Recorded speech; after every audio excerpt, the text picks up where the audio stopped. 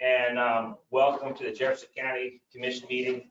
Today is Thursday, May 20th, 2021 at 6 p.m. We'd like to start off by saying the Pledge of Allegiance. I pledge allegiance to the flag of the United States of America and to the republic for which it stands, one nation, under God, indivisible, with liberty and justice for all.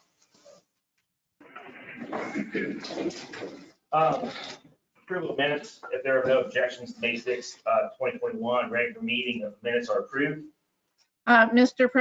President, Madam Chair. I think we should put, I'd like to add a slight edit to the minutes under item number 2, which I think is on the 3rd page or so. It's talking about the City of Charlestown and the Social Services Coordinator position. And it said no decisions were made during this discussion. However, it was a consensus that Michelle Gordon, County Finance Director, would work with the City of Charlestown to discuss funding. And I'd like to add and research grant opportunities. I think that was pretty specific direction given to her, and I want to make sure we're not just going to come up with money without looking for grants. It was. Thank you for noticing that. We will certainly add that to the agenda. If there are no, if we don't have any other objections, the agenda is approved with that minor change. Approval of requisitions for May 20th, 2021 for the amount of $28,927.67. If there are no objections, the requisition will be approved. Approval of accounts payable for May 13th, 2021 for the amount of $399,626.95. If there are no objections, that account payable line is approved. For May 20th, 2021, $5,050.90. If there are no objections, that account payable line is approved.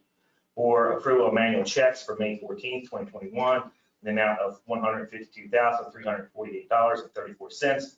If there are no objections, that amount is approved under manual checks. For May 2021, for the amount of $123,695.41. If there are no objections, that account payable, or excuse me, manual checks is approved. I have an objection, please. Sure, go ahead. Okay, I'm concerned to see under the manual checks that there's $810.75 for Charlie's Kansas City Smoked Barbecue. Trophies R Us for $263.60, and Scoop Dog Ice Cream for $100. I researched that, and that funding came from the Sheriff's Concealed Weapons Fund, which he has some discretion on, but it should be expended for law enforcement purposes or operating needs of the Sheriff's Office. And to me, this does not qualify. Okay, is Michelle Gordon on the line? She is. Michelle, would you like to address that, or can you address that? Yes, the expenditures for that are paid out of a checking account that's held in the actual Sheriff's Department. So the expenditures don't actually reach the county clerk's office or the commission's office until they've actually already been spent. So we found out about it the same way that you did, after the fact. I tend to agree with Commissioner Tabb that these expenditures are typically not something that would be approved without prior hospitality approval requests being approved by the commission. I don't recall any hospitality requests being submitted to the commission for prior approval, and this is typically not something that would be permitted for approval. Okay. What is your recommendation, Commissioner Tapp? Do we not approve that line item, or do we those line items improve the rest, or what have you done in the past on a situation like this? I'm not sure. I think it's already been paid, and I certainly don't want the vendors to be out money, but I think we need to send a strongly worded letter to the sheriff, if others are in agreement, that we do not feel that these are appropriate expenditures. Okay. All right. So with Commissioner Taft's objections and a letter to be followed up, we will certainly send that over. Does anybody object to sending a letter over to notify the sheriff that these line items are not to be approved in that manner? And we'll follow up with a letter. I agree with that. I think we should actually outline the process of what we would like to see before them just dispensing or paying and then submitting it for approval. Yeah, it may be a procedure of how we handle those. There's a way to handle those line items, and they just need to be handled a certain way. We have a policy. And there's a policy. I think just Yeah, basic. read, yeah, I think include the policy, so there's no question on, why we're sending that letter. Okay, good. All right, so with that objection and a letter, we'll follow up with the policies. We'll certainly send that over. If there are no other objections other than those, that line item is approved. Approval of payroll for May 13th, 2021 for $261,323.69. If there are no objections, that line item is approved. This brings us to the first item on the agenda, County Commission vacancy, interviews, and appointments. We do have a list of questions. We'll certainly go down the list as they come in a room.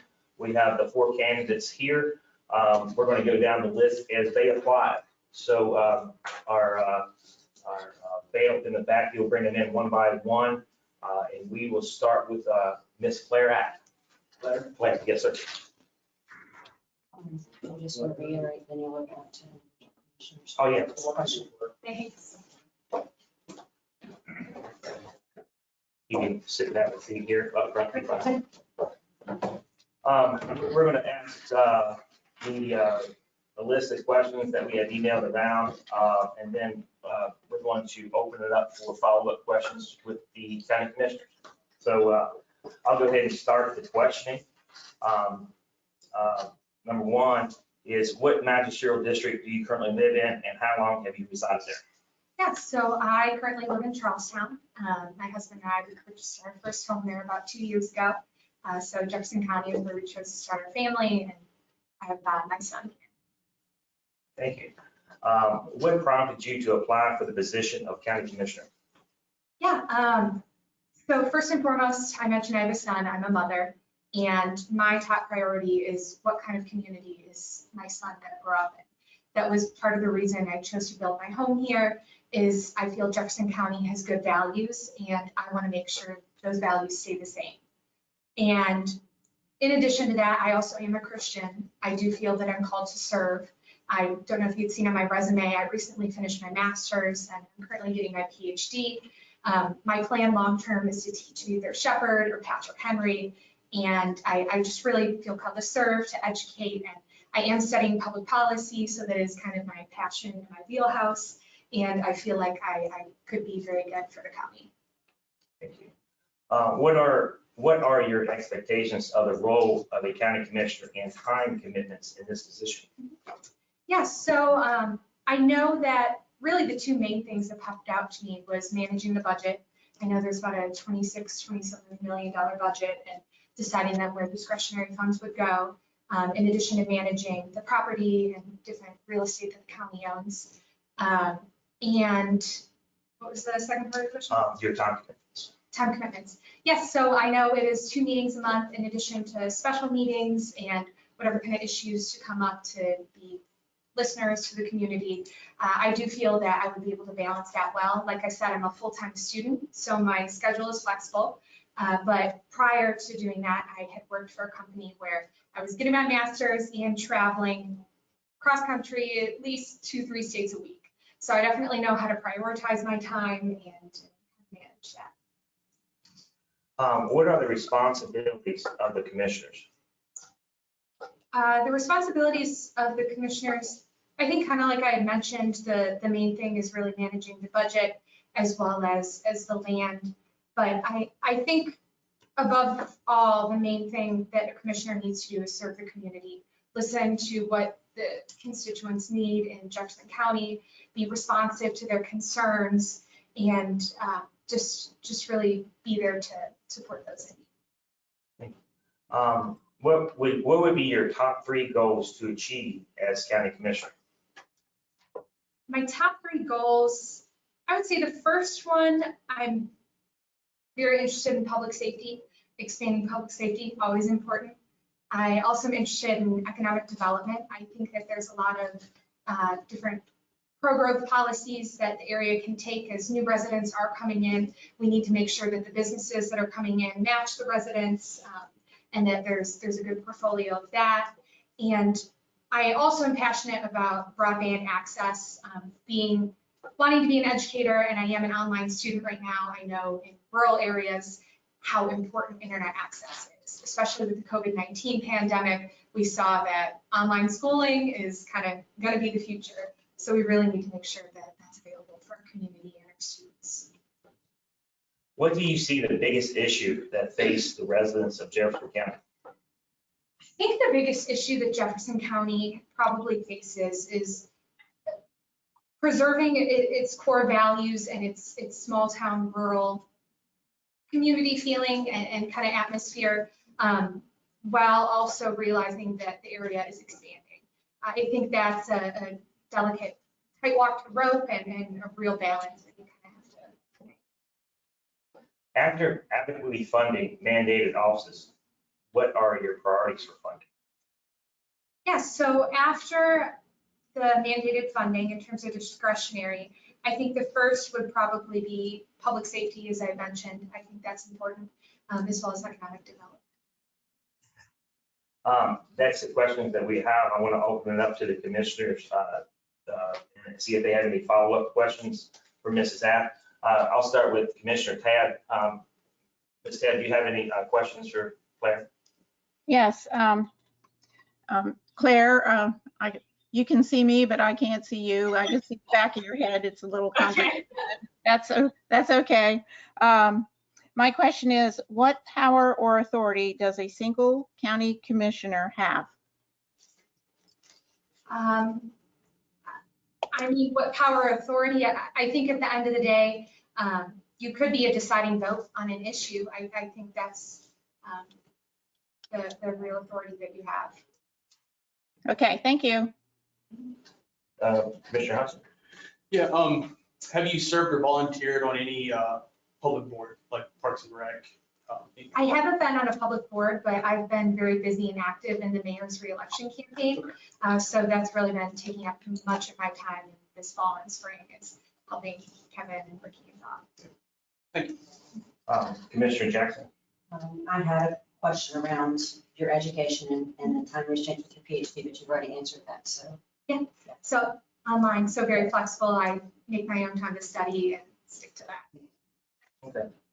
Yeah, that was going to be one of my follow-up questions too. It's just, I'm probably going to ask everybody, do you have the time to serve county commissioner? But you mentioned that you are online. Okay. Yes. All right. You say one. Okay.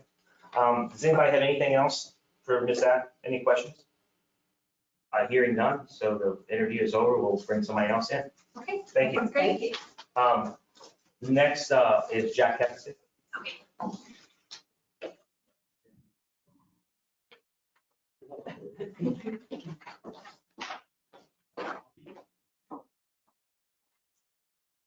Hey, how are you? Hello, commissioners. How are you doing? I've been here before. We have a few questions I'll ask you, and then we'll follow up with all the commissioners with following questions. So I'll go down the list. And we're asking the questions that I have on this list to every applicant. What magisterial district do you currently live in, and how long have you resided there? I currently live in Middleway, and I have resided there for 15 years. Been a resident in Jefferson County for over 15 years, and I'm buying a house in Charlestown. As you know, I think I sent you all an email letting you know the progress with that. What prompted you to apply for this position of county commissioner? Well, I ran for the position In 2018, I opposed the Never Underestimate Jane Tab Commissioner, by Jane. And I narrowly lost primary to Jane by 40 votes. And it was hotly contested, and it was less than a 1% difference, but I did not challenge the results and let the election stand as it was. What are your expectations of the role of the county commissioner and time commitments in this position? Well, I'm retired, so I have all the time in the world. I don't have, my wife has passed away in 2020 in January, and I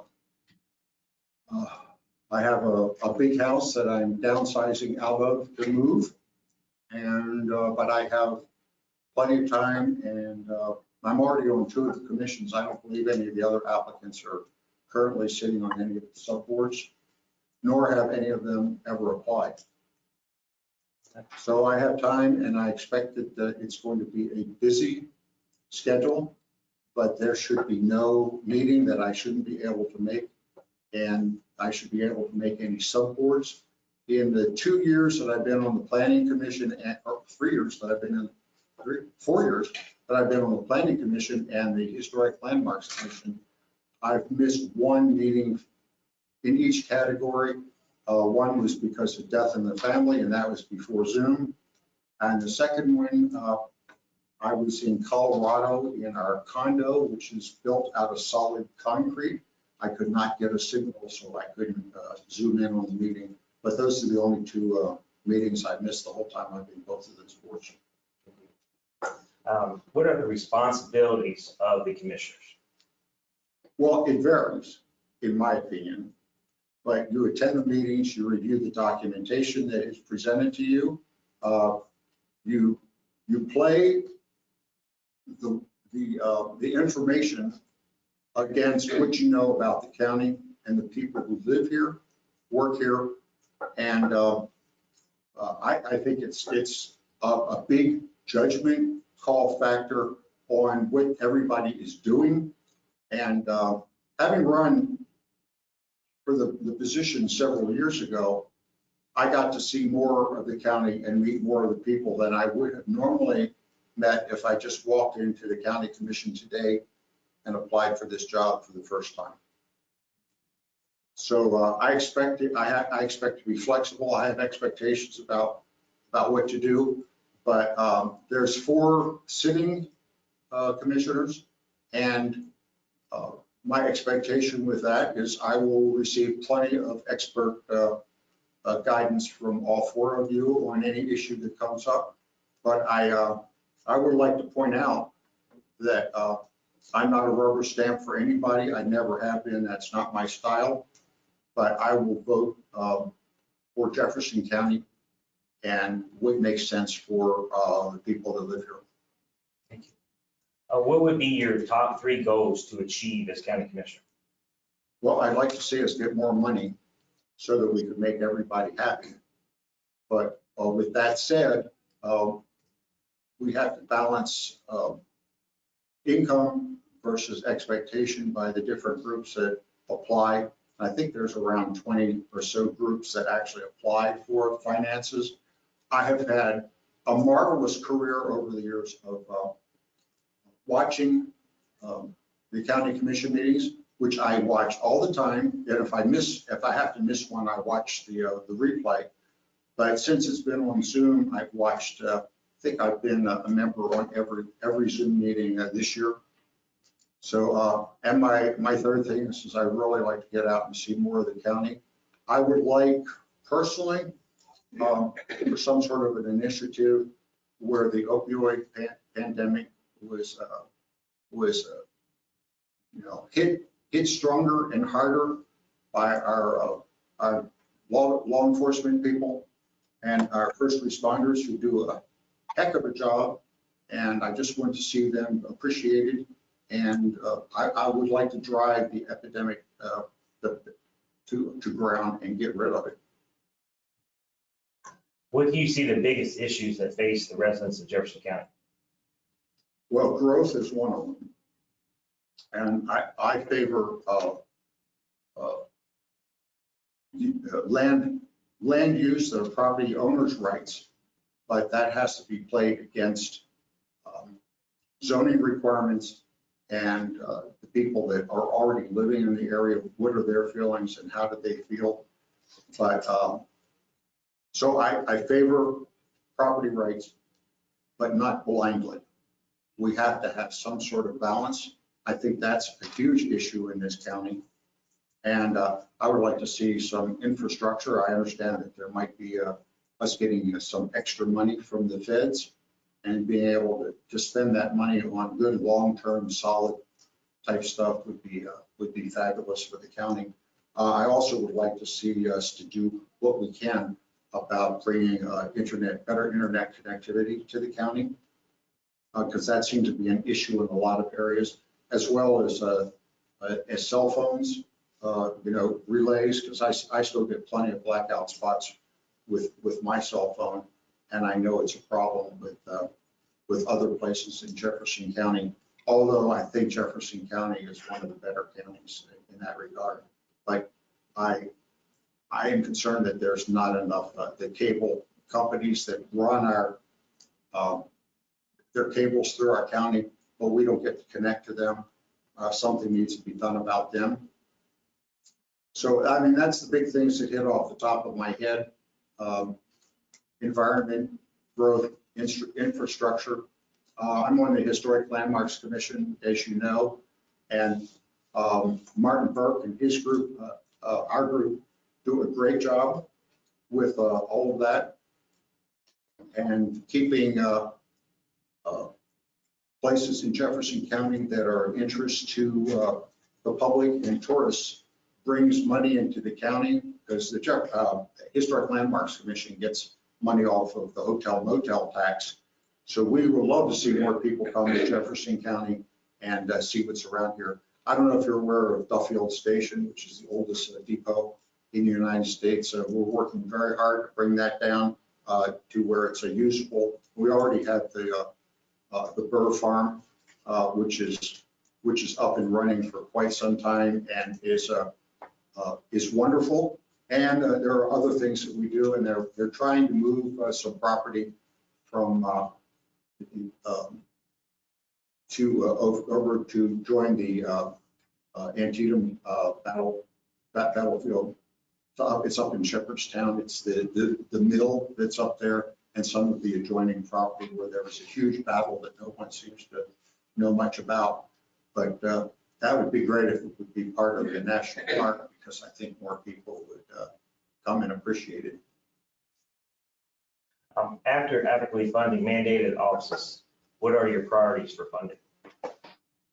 That's interesting that you would say that, because one of the things I've always thought about in the past is when you have people coming in and asking for money, the questions that you should ask is, what are they doing to help their financial situation? Are they applying for grants? Do they have fundraisers?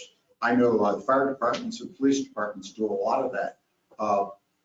The Historic Landmarks Commission does it too. There are others that I'm not sure are stepping up to the plate and trying to raise money on their own. If they are, we ought to know about it, and it ought to be part of their report when they make, what is the money that they're bringing in from other sources. Thank you. I'm going to now open it up to any follow-up questions the county commissioners have. I'll start with Commissioner Tad. Okay, good evening, Mr. Heffestay. Hey, Jane. My one question is, please explain your understanding of the Open Meetings Act. Well, Open Meetings Act are just that. It's self-explanatory. You should have open meetings. The public should be able to see what you do. And I don't like behind closed doors meetings, never have. I support Open Meetings Act 100%. Thank you. Commissioner Hudson. Mr. Heffestay's already answered my question about serving on boards. Commissioner Jackson. I have no further questions. No questions. Well, I'm in some of these that he's already asked. My question was going to be to everybody, is time commitment, and you answered that very well and throughout the interview. Well, like I said, I have plenty of time. I've been a resident for over 15 years. I absolutely love this county. My forefathers settled in the Winchester, Martinsburg, Shepherdstown area back in the 1750s. And circumstances took our family away from this area. And I returned here by choice. This is where I wanted to live. And I value every square inch of the county. I think you probably all do too, or you wouldn't be here. But I'm committed to Jefferson County and making it a wonderful place to continue to live. And I don't want to beat a dead horse, but I really do think Jefferson County is the place to be. But we have to be careful about growth. So we want good growth here. So, and I think with the Planning Commission, we've done a lot of recent stuff that has been very, very good. Solar farms, although I think that more needs to be done to make sure that when they're dismantled, there's a hammer or some sort of catch so that if they're dismantled or they stop functioning or they break down, the person who owns them just can't walk away. There has to be some sort of a bond money situation so that the county gets the money to be able to take care of the situation, because we don't want to ruin all that property. But I think a lot of the farmers and landowners in Jefferson County would certainly stand having another source of income. And the stuff that was put forth by the Planning Commission with the setbacks, the tree lines, all of the zoning requirements that are in there, but that group, that's only that group of professional people in the planning and zoning group is just top notch. And they really, really work hard. And I visit them quite often and see what's going on. But I would do that. I want to do that around the county. I want to go to meetings that I'm not a member of the board. I'd like to trade, if I get on, with one or two spots that Caleb currently has. They might have something to do with history. But like I say, this is I am an attendee. I've seen you all at other meetings. You know, I make the rounds to show the flag all over the county. I know everybody here in our lifelong or very long time Republicans. I have supported Republican candidates up and down the ticket with fairly large donations. All three of you have been recipients of my donations in the past. And I want a good, conservative, liberty-minded group of candidates and people serving in office. So, and one thing else I want to do, Steve, because I know you like short meetings. But having watched this stuff on my computer, the webinars, I think that the county commission is currently going in the right direction. I want to be a part of that and continue that. And with the people that I know that are on the commission, I don't always agree with Jane, but Jane brings up a lot of good points in meetings that I think need to be listened to and discussed. And that's how I am with all of it. Tricia, your Second Amendment resolution was awesome. So come on, ask me another question. Does any of the commissioners have any further questions? You, I guess we're good. are you satisfied? Because I sent you all a letter about my purchase of a home in the Charlestown district. I plan to pay cash for it. And even with that, it's moving at an incredibly slow speed. And that kind of surprises me because I didn't apply for a loan or anything. And the most personal thing they've asked me is for a copy of my driver's license. Oh, my health is excellent. I've had both of my COVID shots. Yeah. And I encourage other people to do so. Oh, okay. Well, we appreciate you coming, and we're gonna interview 2 more folks. We'll bring everybody back in once we get done. And thank you for coming. Okay. I think you did a great job. Thank you very much, commissioners. Thank you. And our next on our list is Mason.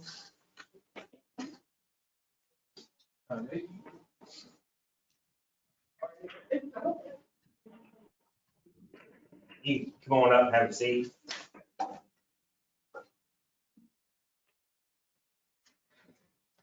All right, we have a few questions we'll ask, and then I'll go down the list, and then after we get done, we'll open up for the commissioners if I have any follow-up questions for you. So, what magisterial district do you currently live in, and how long have you resided there?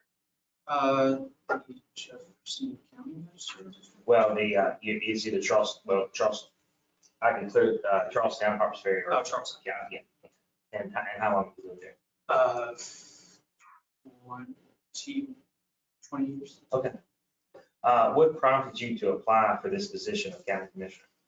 I figured it'd be a great opportunity to take what I've learned from schooling and what I've learned from growing up here to bring that all back and try to help make Jefferson County a better place. What are your expectations of the role of a county commissioner and time commitments in this position? The time commitments, I'm pretty much open up to any time commitment.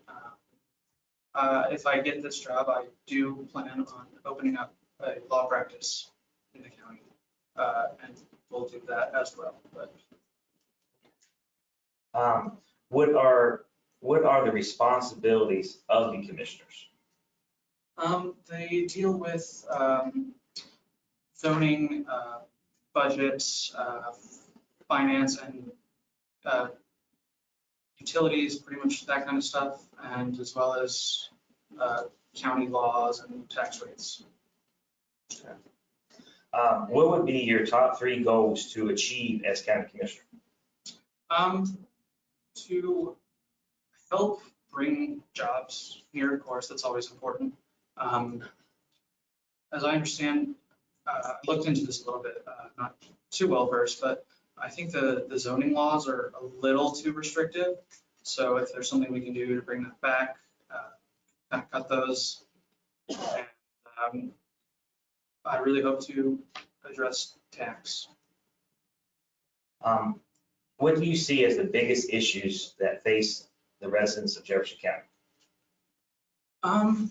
The residents of Jefferson County, I would say a lot of it is trying to manage our growth and provide more growth to Jefferson County, but also make sure that we look at the older residents, and all the people that, and try to make sure that they still have a voice in representing the county without drowning them with new people flooding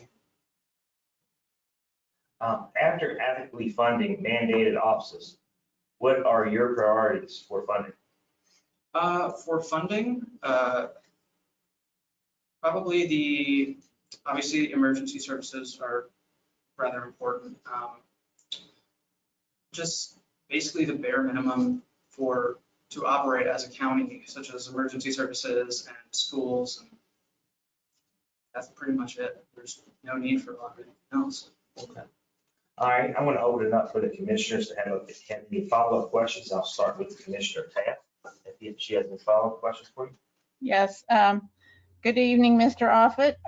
Sorry, I'm not there in person, but you can see me on the screen. All I can see is the back of your head, which is unfortunate. But anyway, my question is, should you be appointed to a commissioner seat, will you participate in county commission and auditor training that is offered by the state? Yeah, I'm not entirely sure what that is, but I would do it. Well, if you're not entirely sure what it is, then you need to take it. Yes. Okay. Thank you. Mr. Hudson? Have you served or followed any of the public boards in the county, like Parks and Rec, CEO? No, I Commissioner Jackson? Yeah, so in your cover letter, you lived in downtown of city and rural suburbs of Oklahoma. Mhm. each of those experiences have brought with it knowledge that you can bring here to Jefferson County to make it a better place to live overall. Can you just elaborate on what your thoughts are on how to improve that based on what you've experienced? Yeah, so when I was in the city, I lived in Cincinnati for undergrad and just the way the zoning laws were set up there, I did a little research on it. It essentially created a sort of ghetto just right outside of the university, and all because of these restrictive zoning laws. So that's one of my bigger things. And from living in Oklahoma, I essentially saw it was vastly different. There was a lot of land and everything was really spread out, which is similar to what it is here. And I just hope to try to help take my experiences and bring them here. Yeah, I have one more question. Sure, Rick. So you just mentioned that, you're open as far as time commitments and you're considering opening law practice. Do you see as a conflict of law practice in the county and serving on the county commission? I do not see it as a conflict. As I understand, there are ethics rules for county commission. There are also ethics rules as an attorney that would prevent me from participating in any sort of litigation or lawsuit that would directly tie in with the role of county commission. I saw you just graduated law school. Congratulations. And what bar do you intend to sit for this summer? West Virginia. Okay. I kind of figured since you think I'll open up a law practice here. So, all right. Does anybody have any further questions? Hearing none, thank you for coming. We'll bring you all back in here in a little bit. Next is Jacob.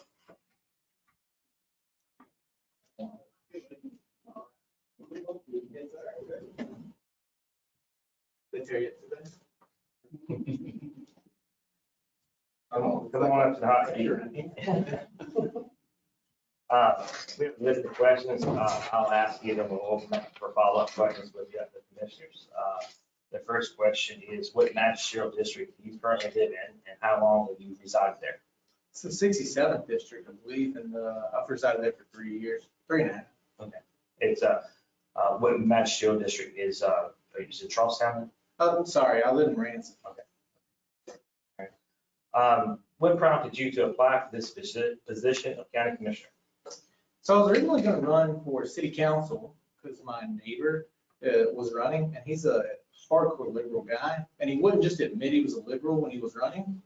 And I had seen his past stuff he had posted before, so I wanted to run there, and then it was too late to run by the time I realized he was running. So you guys emailed me, and I was like, okay, let's do it. So it seemed like a good opportunity to get involved. What are your expectations of the role of a county commissioner and time commitments in this position? As far as expectations, I think I mentioned that to you before. I understand the duties of the county commissioner and stuff like that. As far as time commitments go, I work from home. I've got pretty decent hours, so I can devote as much time as I need to usually. That's pretty much it, yeah. I can move my hours around. I'm a recruiter by trade. So. What are the responsibilities of the commissioner?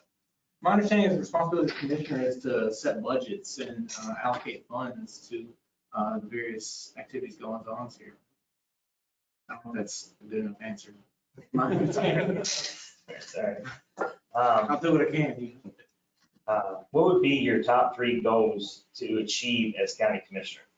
Okay, all right. Top 3 goals to achieve as county. I would want to make sure that money is not going to any liberal type causes. That's my #1 goal, without question. Examples of that, anything to do with CRT, anything to do with these things I'm seeing pop up where they're teaching children about transgenderism in schools and so I want to make sure that none of that's being funded by us. So Second, I want to make sure that we bolster really the party in itself. So I want to make sure funds are going to areas that are going to help us overall. I really didn't have a third goal, if that makes sense. I'm trying to think of one I can't come up with. I apologize. What do you see the biggest issues that face the residents of Jefferson County? The biggest issues that face us right now are these, it's like, so don't get me wrong, I am one of these transplant people that came, but I'm originally from Alabama. And when I got out of the Army, I served 7 years in the Army active duty. So when I got out, I moved to Northern Virginia for a job and immediately moved here like 6 months later. Because the number one problem I see is a lot of transplants coming in here and trying to make this Northern Virginia. And that is not the place I want to live. That's not the place I want my kids to be. And that's my number one issue. After actively funding mandated offices, what are your priorities for funding?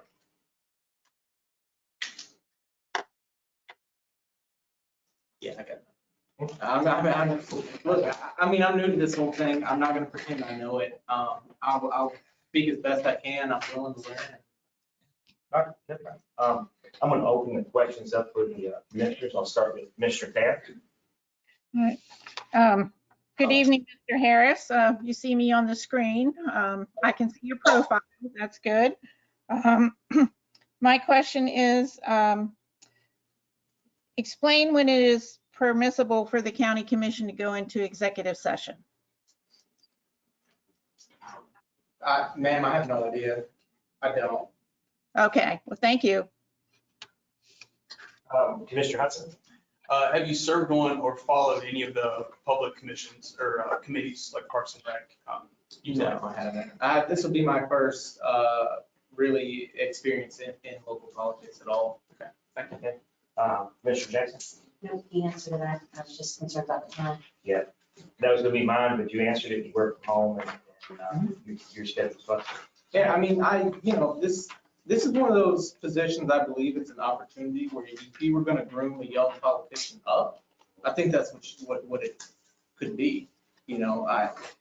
When the person runs again, it's a 6-year term. So when the person runs again, they already have a year of experience under their belt. I think that's a big deal. I think it's just something that shouldn't be wasted. Sure. That's just my opinion. Sorry. Does anybody have any more follow-up questions? Sorry, but engage. That's sort of leaning this way. That's fine. That's okay. Hearing none, if you want, you can take a seat back there in that chair and we can have everybody answer.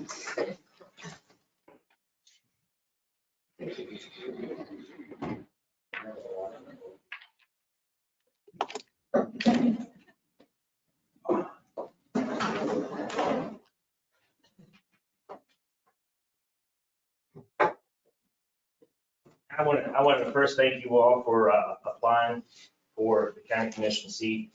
We did get some very qualified candidates. I can assure you, this is not going to be an easy decision. I feel that you all four are very qualified. Y'all come from very different backgrounds and on your resume. And I think personally, I think any four of you could certainly do the job. So at this time, we're going to open it up for nominations and then we'll vote. So the commissioners would like to nominate one of the four. We'll open that up right now. Yes, Mr. Chairman, I would like to nominate Claire F. I'd like to nominate Jack Hepstead. Okay. Commissioner Taylor? I have no nominations. Thank you. Okay. I have no nominations either. All in favor for Jack Hepstead, say aye. Aye. All in favor for Claire F, say aye. Aye. Ms. Aft will be seated as our county commission for the remaining term of that was for Josh of the Charlestown district where Josh Thompson resigned. What we'll do now is we will have the oath, and then immediately following the oath, we will take a 10-minute recess. So we have the oath papers here. Ms. Aft, if you'd like to come forward, we'll do the oath really quick, and then we'll take a 10-minute recess, and we'll Look at your work. Yeah. they're gonna put you to work. One of these pages. Should we do it here? Okay, because that's. Yeah.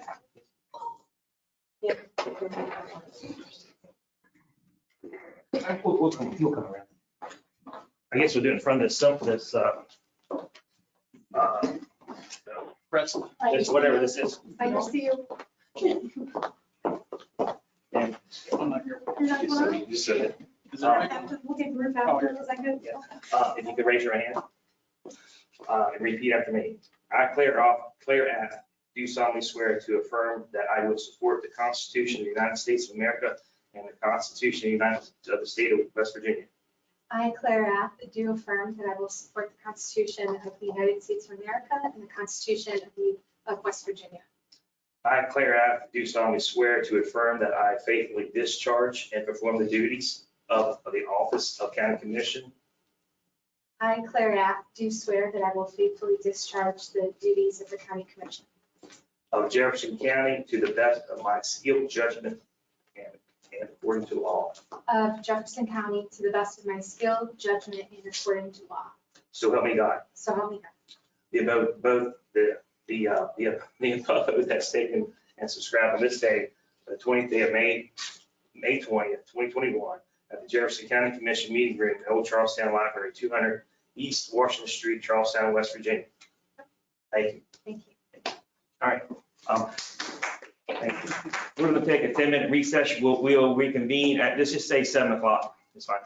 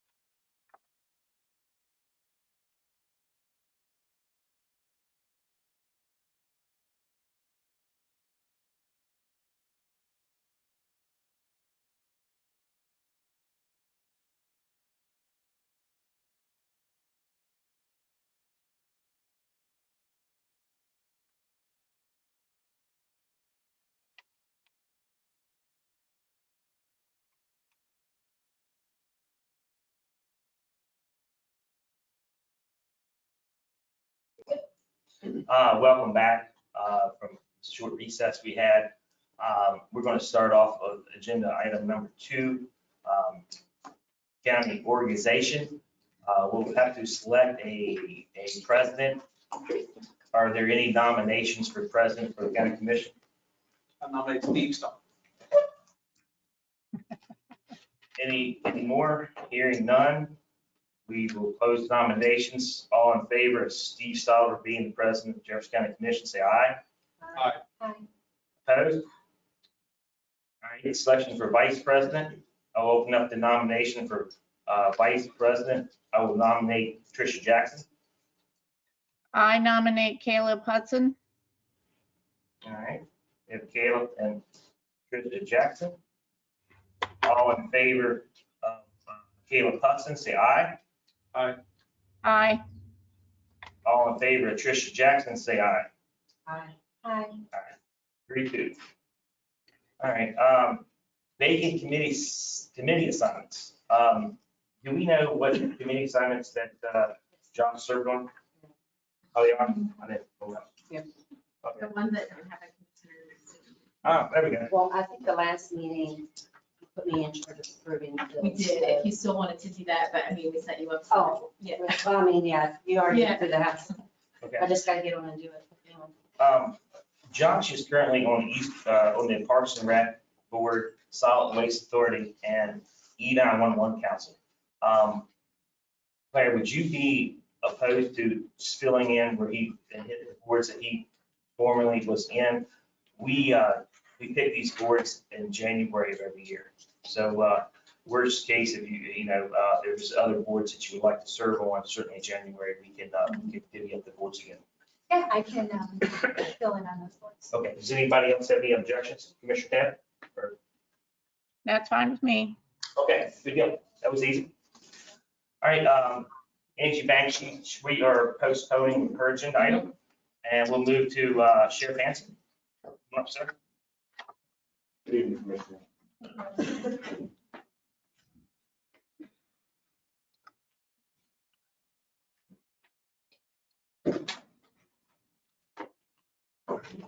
I have numerous items on your agenda. First one I'd like to go over is the PRO grant and agreement with the Board of Education. This application will be a 4-year, with a 4th year of funding by the state grant, provides $15,000 towards the placement of a PRO at Jefferson High School. The remaining funding is provided in part by the Board of Education through an agreement we have with them that outlines the responsibilities of the Board of Education and the Sheriff's Office to the PRO. This agreement states that the Board of Ed will provide $40,000 replacement, and the remainder was supplied by the county. This approval is multifaceted. I'm requesting that you authorize the grant application to approve continued agreement between the Board of Education and the authorized president to sign the associated documents. Do you want to go down through all your requests first, or, and then we'll have Michelle chime in, or how do you prefer, how do we normally? Normally you do them one at a time. One at a time? Okay, all right, sounds I mean, like, it's up to you. sounds like a good plan. Michelle? Michelle, she's here. Oh, she's. Oh, she's live. Okay, there you go. Come on up. From the screen. Yeah, we're looking at the screen for you. You can come on up there and have a seat. All right. We just went over the first grant, the PRO grant. Yeah, the PRO grant is a grant that we've had for a number of years. It requires about 50% match. The funding is included in the fiscal year 22 budget for it. The other portion of it is paid partly by the Board of Ed and partly by the Department of Justice. Okay, I move to approve the PRO grant as presented by Sheriff Hanson. Second. We have a motion and a second. Any discussion? All in favor, say aye. Aye. Opposed? Unanimous. Thank you. The second item I have in front of the commission today, this evening, is the bailiff hire. There are currently 2 vacancies available for part-time bailiffs. I'm requesting to fill one of these positions with a hire of Thomas Jones. It's not a funding request, just in addition to the individuals that could be called upon to fill available part-time hours to ensure that the part-time employees are working at part-time level. Miss- This is Commissioner Tab. Can you tell us the salary or the pay rate for part-time and when this person would start? $13 an hour, and it'll start as soon as possible. He's a prior bailiff, and he left because of health reasons. He's now well again and wants to come back to work. Okay, and this is, you have the funds in your budget to cover this expense, correct? Typically, the Sheriff's Department hires a pool of part-time bailiffs, and this is not unusual. Good deal. I move to hire the bailiff as presented by Sheriff Hanson.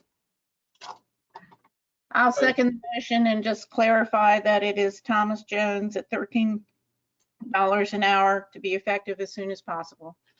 I will amend my motion to add that it's Thomas Jones to $13 an hour, and we'll start as soon as possible.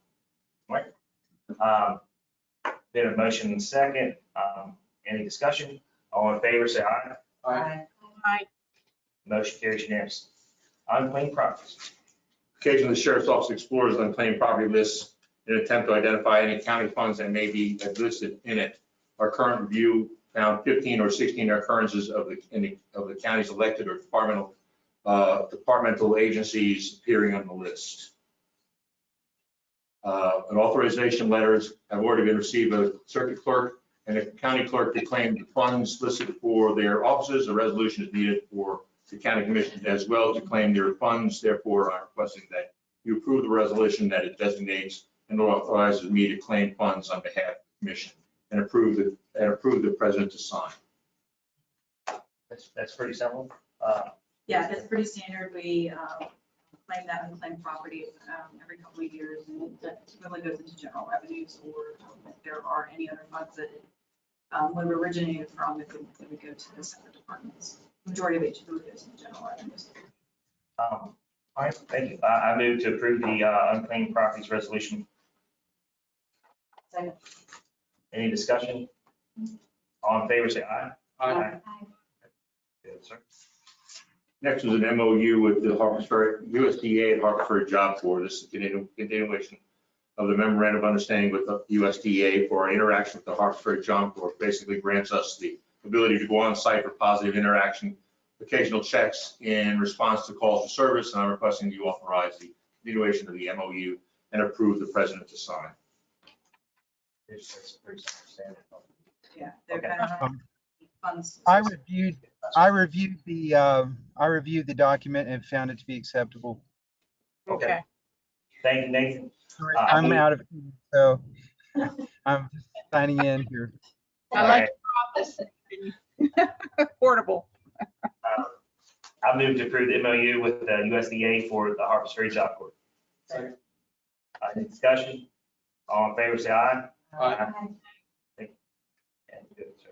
Next is the Fix a Pit grant awarded. This is a grant that Animal Control applied for and was awarded. The grant will cover 50% of the cost of spaying and neutering pit bulls and pit bull mixes. This is a matching grant. Funds will use to out of their existing budget. Without this grant, they would be everything would be covered entirely through their budget. This is the second year for this grant. State funds 50% of the matching fund for the Fix a Pit grant, and the program typically lasts for about 3 or 4 months in the summer time, so it crosses 2 fiscal years. And the Animal Control Department does include funding in their materials and supplies to cover the cost of their match. Thank you.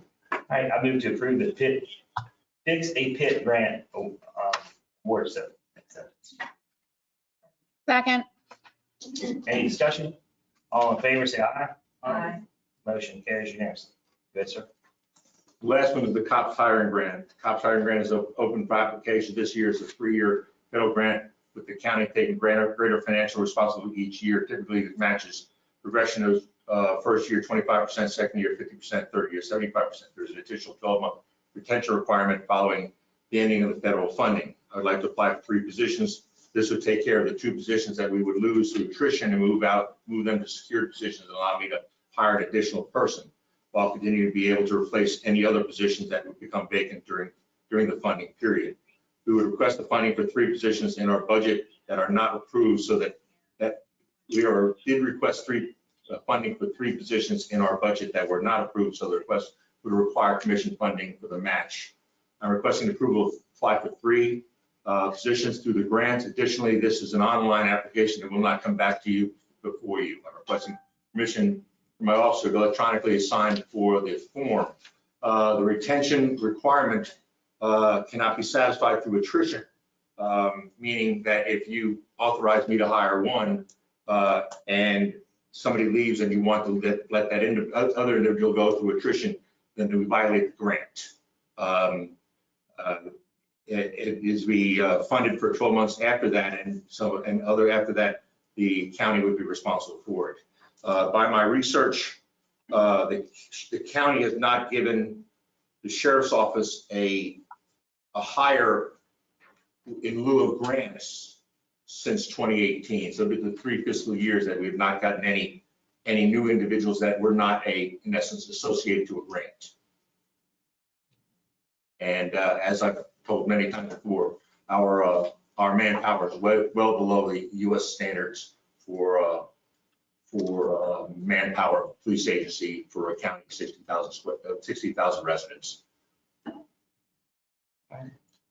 Just to kind of echo some of the things that Sheriff Hansen mentioned, I have been burned with COPS and paper grants in the past and in prior positions that I've held, because it does have the declining match or declining funding requirement with an increasing match. The first year, just for 1 position, we would need to come up with funding for $20,000 because it was not originally included in his budget. So for 3 positions, we would need to come up with funding of $60,000 for fiscal year 22.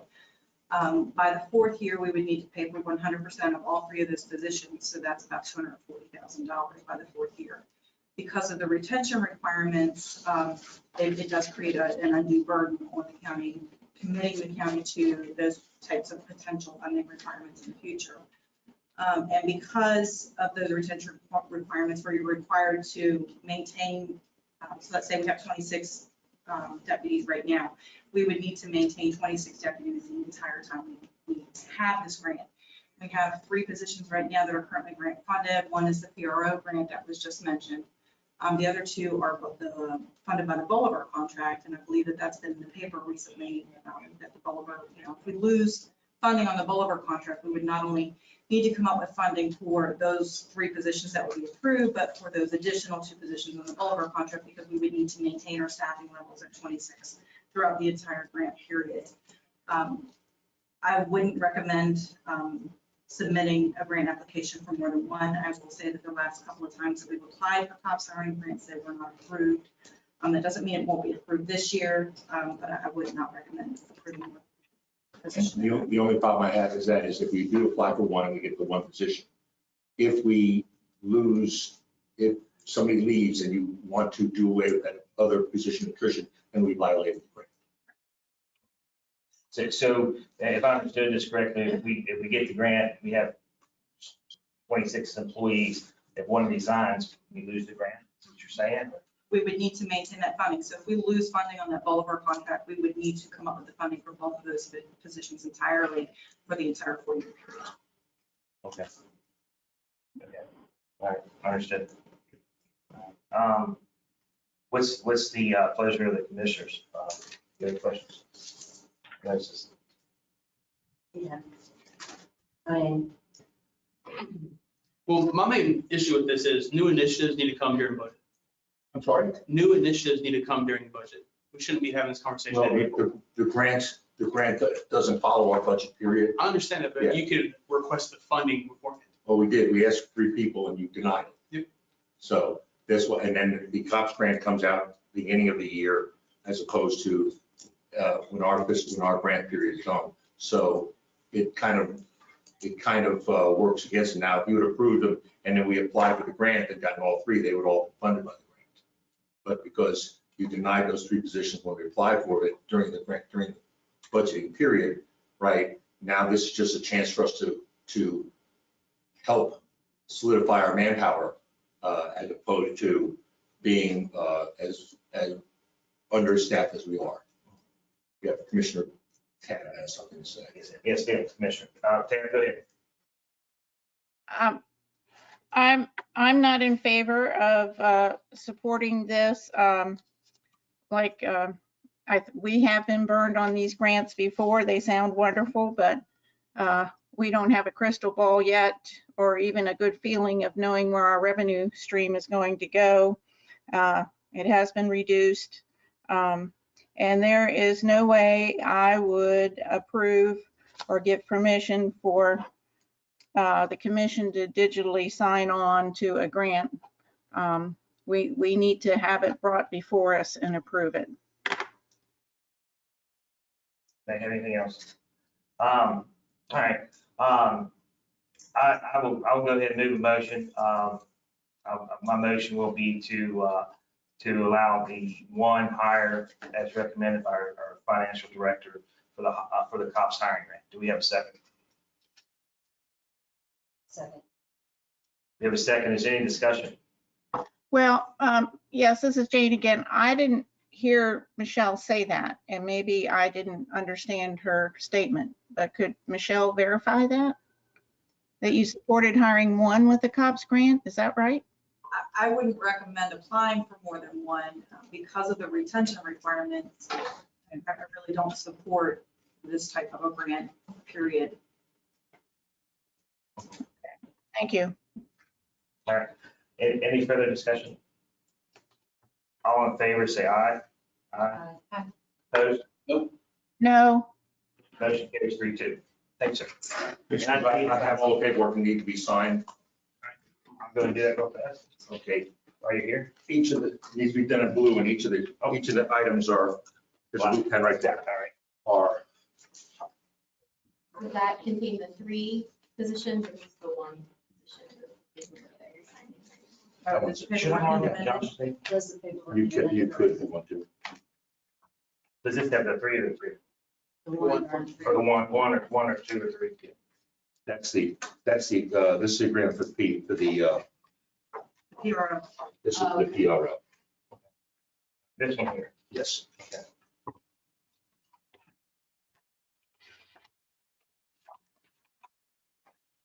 I'll just put that,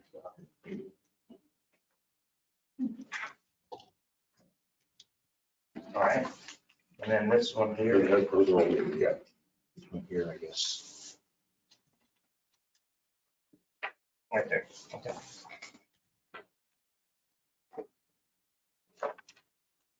All right, sorry, Dave, is that just there, or? There's more. Okay, This one right here.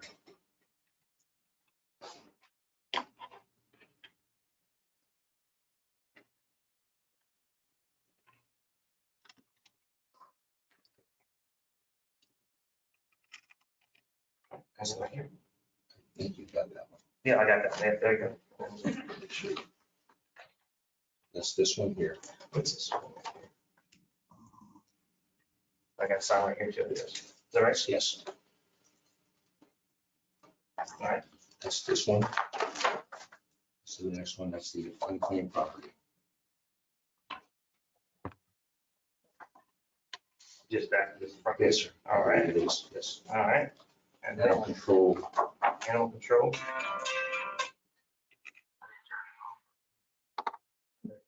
You know, I heard your radio go off, I thought that was my phone.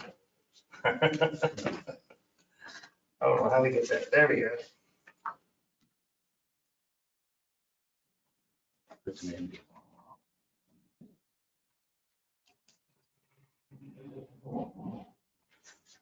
All right,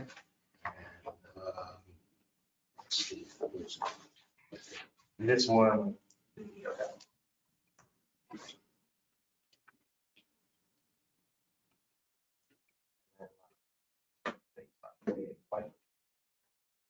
All right, thank you, sir. Great. All right, moving on. Michelle Gordon, Finance Director. It's all you.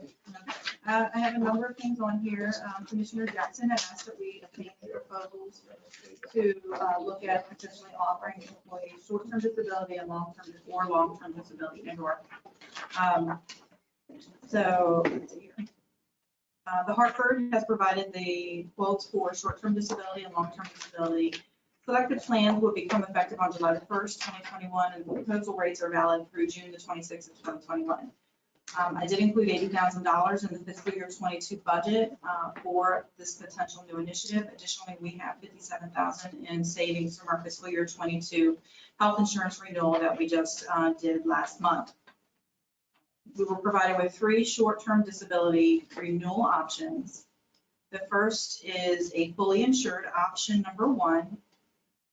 All of these have an elimination period built into them through our policy, which I've included a draft health and welfare benefits policy as well. So we would have an elimination period built into the policy where employees must use all available PTO or paid time off before they are eligible to apply for short-term disability or long-term disability. So the first option would provide employees with 66 2/3 of their weekly earnings for a maximum benefit of $2,000 weekly.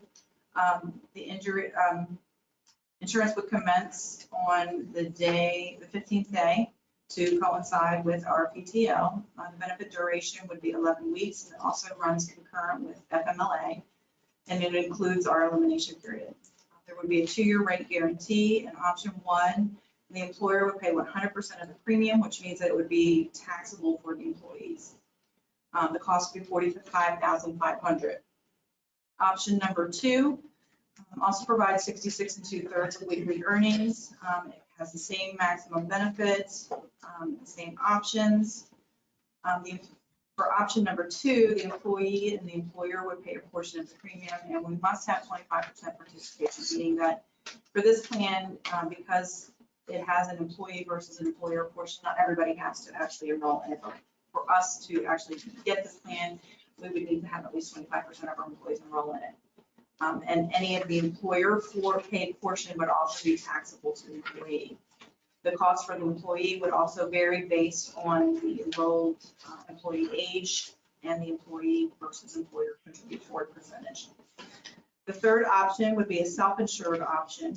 And I don't really recommend self-insured options, but the self-insured option would have the same 66 2/3 of weekly earnings, same maximum benefit amount of $2,000 weekly.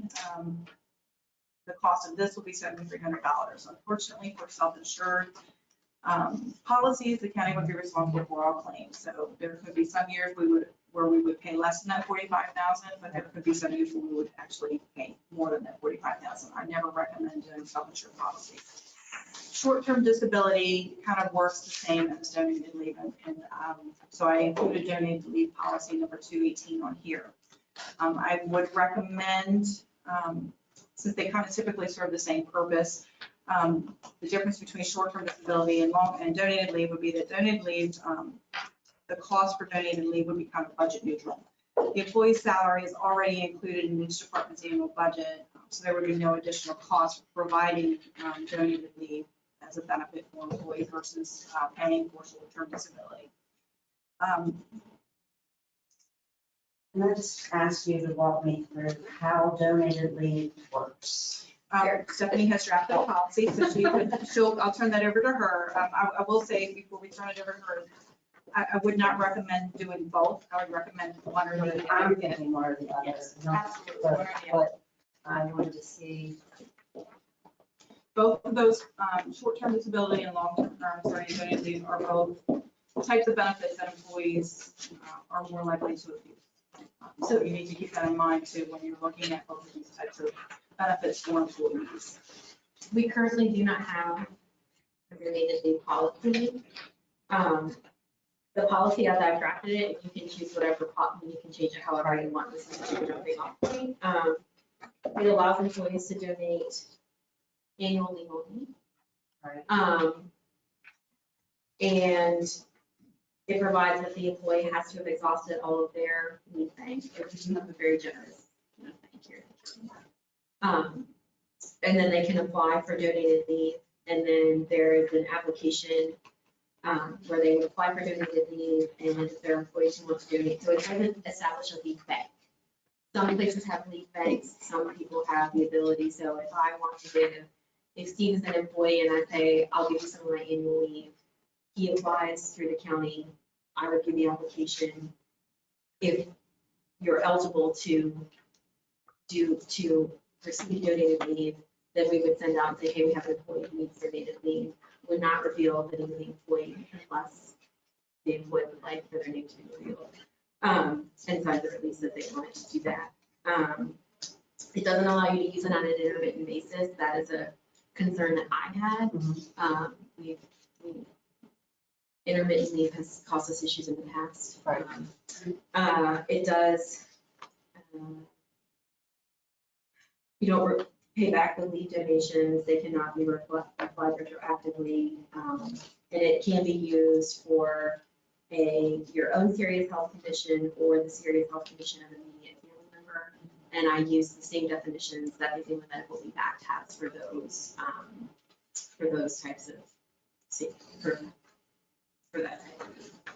So I guess what I'm hearing you say is Steve's sick and he submits a request, like he's out of time or Yeah. taken out of approved leave. And he submits a request to the county to see if anybody's interested in That's right. donating. So essentially it's going into one bucket. The leave is like, Yeah. there's no, so I'm worried about discrimination. That the same person's always donating to the same person. Oh, okay. That's my concern Okay. with donated leave. Okay. And as much as you try to disclose who's asking for the leave, Right. it doesn't always happen. I'm worried about being discriminatory where it's always going to Okay. one person because they meet the criteria or, any type of, that's my one concern. Okay. Yeah. So I looked at our surrounding counties and City of Frederick, Loudoun County, Division of Personnel for West Virginia, Division of Personnel for, and they all do like a person to person. And some people do person to person and they also have a leave bank as well. So yeah, I mean, we would try not to disclose. So some of those counties and cities do disclose. I mean, they have an employee sign a release and if they say, hey, Steve Soliper wants leave, and it is possible that someone who is more popular, or, I mean, they're going to get more leave than someone that is less popular. I mean, of course, that's going to happen. Yeah, I mean, I can change it to make it a short-term disability options than Okay. this. That, I mean, That's my inclination, is let's explore the STD. Yeah. I'm sorry, short-term disability. Yeah, I know. Options. I'm just looking at cost neutral options. Yeah. And I mean, I could do it as a bank if you prefer to do it as a bank as well. I can write it that way too. This is just a jumping off point. Right. I didn't want it to be abused. Right. Any donated leave, I was trying to prevent leave abuse. Right. And that's why I started out here. But if you prefer a donation policy that is a bank over short-term, I mean, I can certainly write you one of those too. I think it's like probably easier just to consider short-term disability. They participate or we pay and they're eligible for it. And Okay. I think that would be a lot easier. That's my opinion on that.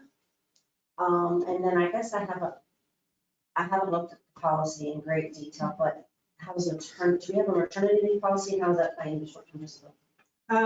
Maternity leave, we don't actually have a maternity leave policy. We do have FMLA policies, and this would run concurrent with any FMLA policies that we have. So that would cover the Yes. the disability. So that is a benefit, I think, over short-term disability, or you could, I mean, I'm happy to direct the maternity leave. I mean, I don't want to put anybody on the spot. I'm, like I said, more inclined to just go with short-term disability and keep it clean and not have all that record keeping and open us up to potential scrutiny.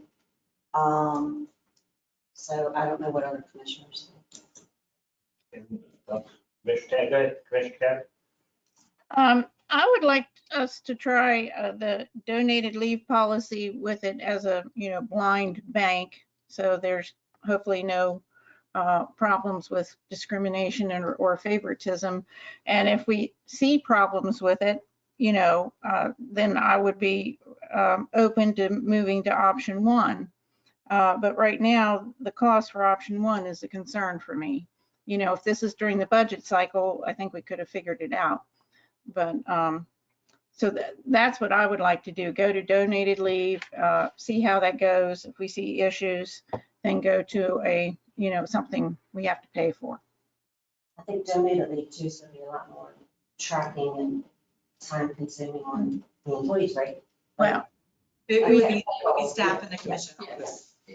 I understand that, but I do think the Tyler system is so much better than what we used in the past, that there's a way to work it into the Tyler system. I'm not an expert on that, so that's just my layman's point of view.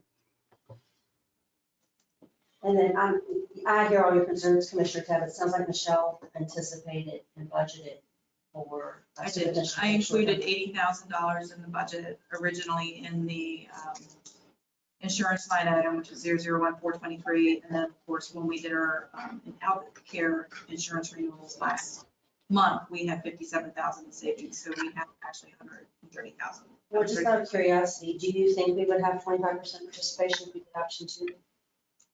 I don't think so. Yeah, I don't think so either. They're not going to want anything to come out until they need it. Yeah. They need to use it. Yeah. I don't think so. Okay. Before we make a decision on that, do we want to look at long-term disability since? Yeah. Well, and I mean, I'm fine if folks want to read the policy more and maybe take this to the next meeting too. Yeah, I found it. Yeah, instead of, putting everybody on the spot Yeah. tonight, just want to digest a little bit. That's my thought process. I don't know. But, and just keep in mind that our rate guarantee only lasts until June the 26th. So we'll need to make a decision in the next. Okay, fine. That's- I think we go Or we'll for have the to next get, agenda. we're gonna have to wait until the next year. So long-term disability, they provided us with 3 options for that as well. Option 1 is fully insured. The benefit would be a max of 60%. It would coincide with the same elimination period that short-term disability had. All employees must use their paid time off first. And it would start 90 days after the end of any short-term disability period or at the end of any FMLA period. The maximum benefit amount is $7,000 monthly, or the minimum and the minimum is the greater of $100 or 10%. There's that 90-day elimination period that I mentioned earlier. The benefit duration is based on the Age Discrimination and Employment Act with SSNRA, which is Social Security normal retirement age. We could change that to the age of 65. However, I felt like SSNRA was the better option. And if we use the SSNRA, the benefit duration would be based on the employee's age, and it varies from 1 to 5 years. So in other words, an older employee would potentially only have 1 year of long-term disability benefit versus a younger employee who might get 5 years. The definition of a disability would be 2 years on occupation. And what that means is that for the first 2 years of the disability, you're considered totally disabled, if you are unable to perform the material duties of your regular occupation due to a covered injury or sickness. There is a 2-year rate guarantee. The employer would pay 100% of the premiums. There is no employee buy-up because 60% is the maximum allowable long-term disability benefit. So it would be 100% taxable for employees. The cost would be $44,200. Option 2 provides a core benefit as well as a buy-up option for employees. The core benefit they quoted to us was a 40% maximum versus a 60% benefit maximum. I think everything else is pretty much the same, other than we would then allow employees the buy-up option, meaning that if they wanted to pay some extra, they could buy up to that 60% maximum. So the employer paid portion would be taxable for the employees versus the employee paid portion would not be taxable for the employees. And the cost of that would be $20,300. Option 3 is a class option where class 1 would be our full-time management employees, class 2 would be our full-time non-management employees. The benefit percentage and pretty much everything else is similar to option number 1. Other than the definition of disability, class 1 would be own occupation to age 65, and class 2 would be 2 years own occupation, and they did provide us with a 2-year rate guarantee for this option as well. The employer would pay 100% of the premiums, and the cost would be $47,900. Of those 3 options, I think option 2 would be my recommendation if we would choose to do that. I think it provides a good combination of employee versus employer paid disability benefits. I will say that long-term disability is very beneficial for employees. It has less of a chance of being used by employees. It's normally used by employees who do have a long-term or severe illness or severe issue. And I've heard good things about long-term disability.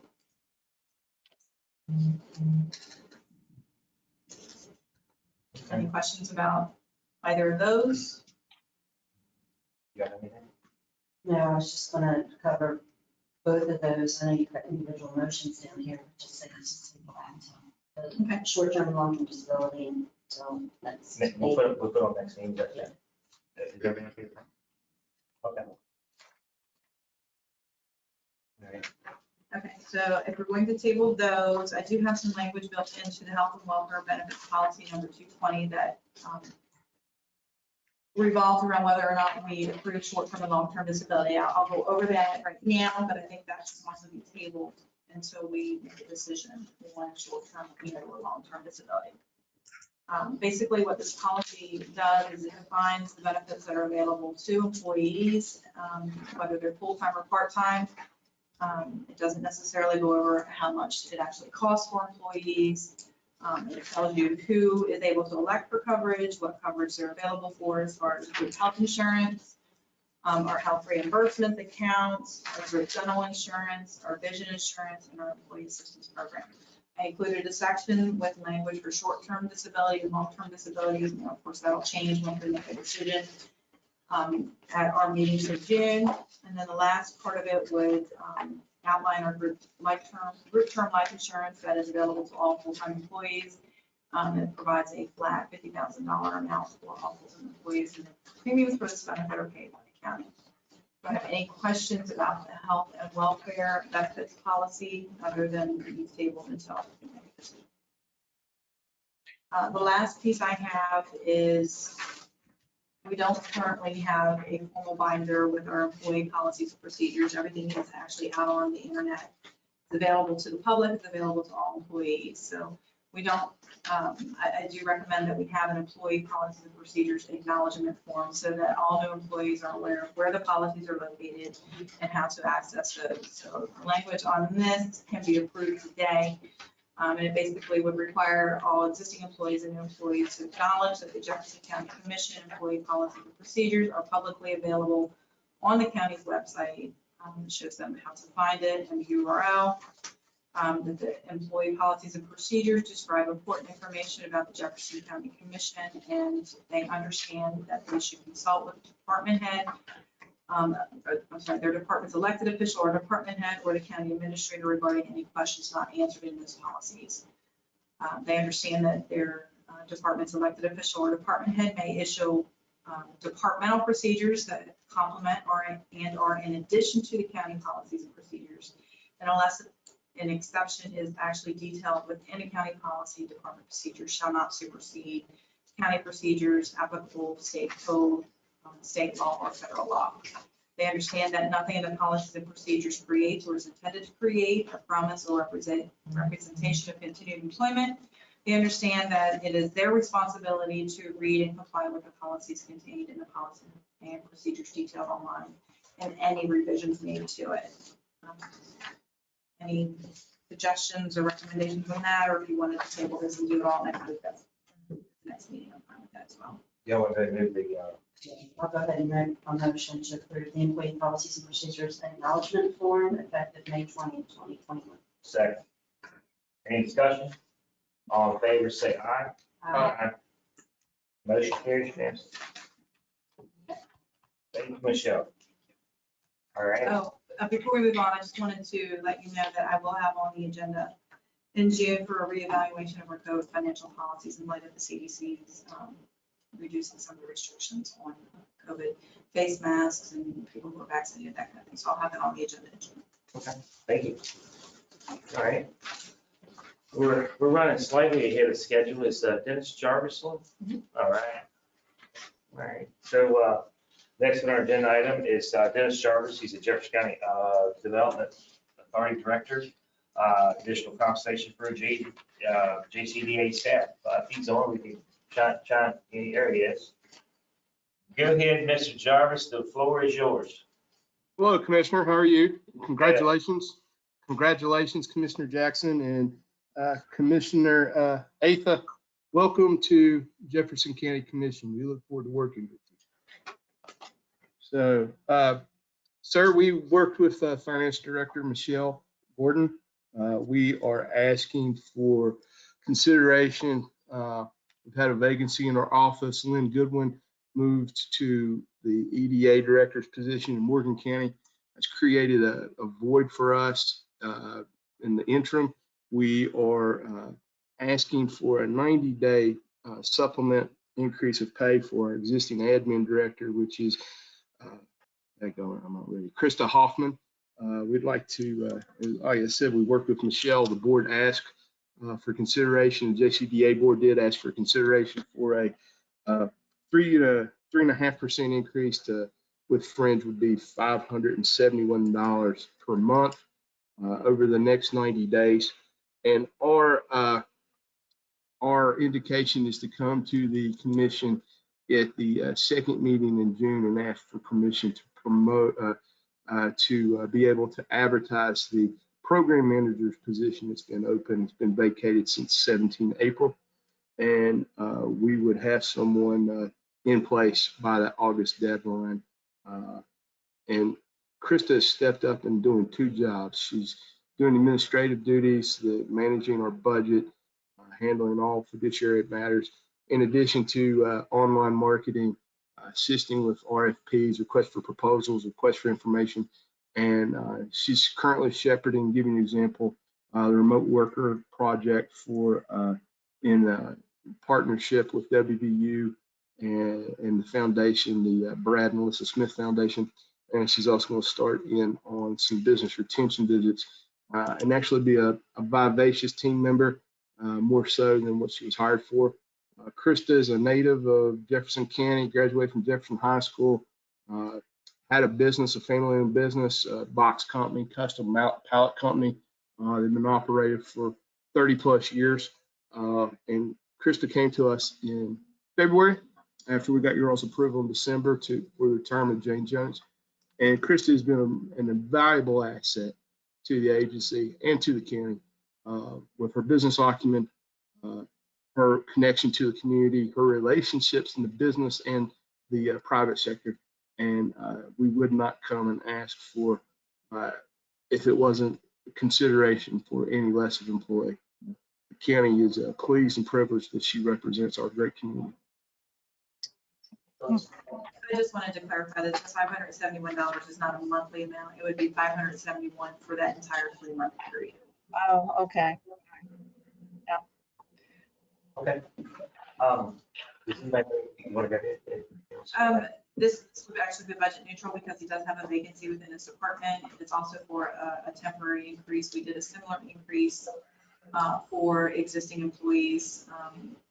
Back when the director position was vacant, that increase was a little bit higher because they were fulfilling director level duties because this is a lateral position. And she is taking on additional responsibilities. It is just a temporary increase for that 3-month period in this budget. All right, thank you. Then if that's the case, I'll move to approve the additional compensation for the JCDA staff.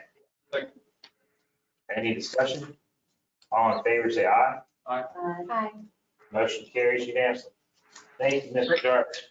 Thank you, commissioners. See you next month. All right. Next, we have Nathan Cochran. Nathan, if there's items we need to go and talk about, please just give us the number and we will make a motion accordingly for the number that's on the agenda. If we need to talk about any of these things, these items are yours in executive session. See you on. Yes, Nathan. Yeah, I'm on. I'm just juggling on my little computer here between my agenda and my camera. Okay. Yeah, I would, I have some of these issues that I can just give you some general information on. Number 3 and number 5 are cases that are generally surrounding the solar text amendment. And I'm only reporting back to you that our counsel, Will Rohrbaugh, had given a, had basically interacted with the other counsel. They had a status hearing. They set up briefing schedules, things like that. I can give you more detailed information if you want, or maybe just send you a copy of the order if you want to see it. So we don't take up a lot of our time right now. With regard to, and so that's items number 3 and number 5. With regard to item number 1, and also with regard to an issue under the county administrator's report involving, I'm sorry, approval of a contract with Fitch and Associates. I had a couple of issues of legal advice to give you, and then I think most of the discussion in that would be handled in open session. Mr. Chair, I would also like to, when we're doing the executive session, be included. We'll put, so basically we need to go to executive session for number 1 and the contract for Fish and Associates. Is that correct? Dave? That's correct. And while we're in executive session, I would note that there is an issue that is item number 8, the Jefferson County Emergency Services Agency's Board of Director issue. I have a small amount of legal advice to give you on that. And Okay. then I believe that the remainder of that would be an open session. Okay, good deal. I'll move motions. We go into executive session for item number 1, and business item number 8, and also the contract for Fish and Associates. Is there a second? Discussion, all in favor, say aye. Hi. Opposed? Thank you, Matt. Nathan and Jane, I'm gonna send you a link and we're gonna try to do this via GoToWebinar tonight. Okay, or you could just call my home phone. That's fine. We have you and Nathan both calling in, so I don't think, I think Okay. it's better this way as long as I can get us back up. Okay, I would like to clarify the motion to go in executive session. We always need to give a reason, and the reason tonight is to receive counsel. That's correct. All right, thank you. So I wait for Stephanie to send me an email with the executive session stuff. I'm sending it right now, Jane. Okay, well, I'll come out of this. I'll stay in for one. For the other